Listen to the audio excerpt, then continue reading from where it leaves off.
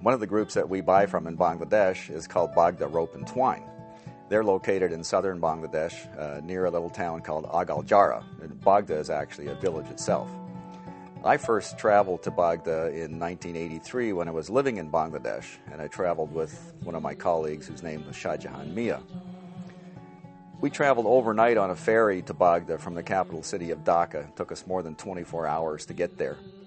When we got there, it was obviously a poor village. Bamboo shacks with grass roofs, dirt floors. Nobody had any electricity. We ended up staying there overnight. And for the evening meal, Shah Jahan and I were treated to a meal of chicken and rice, which was a real honor in that village. I found out during the course of the meal that we were eating the last chicken, literally the last chicken in the village. And Shah Jahan said, the chicken belonged to Nani Bala, and we're staying in her house tonight. That made me feel pretty bad. After dinner, we walked around the village on a tour with Nani Bala, and she was showing us around. We went behind her house, and there lying on the ground was an older woman who didn't look very well. And so I asked Nani Bala who this was, and she said, oh, this is my mother. Well, what's wrong with her? Well, she hasn't eaten for several days, and she's very sick. Well, why hasn't she eaten? Well, there's not enough food to feed everyone in the village.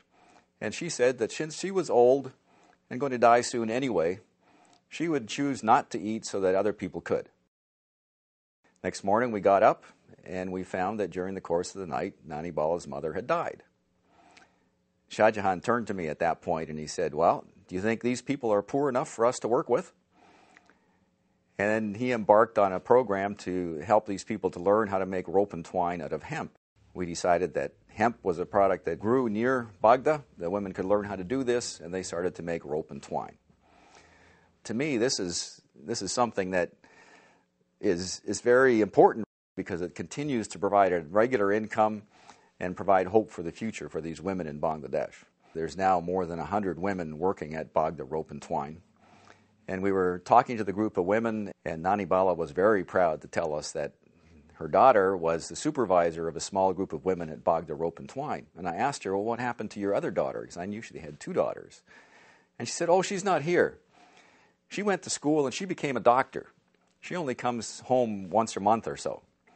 And she was obviously extremely proud of this. And here, Nani Bala had earned enough money at Bagdha Rope and Twine to be able to send her daughter to college and on to medical school, and now she had a daughter who was a medical doctor in Bangladesh. A tremendous advancement for these women in Bagdha.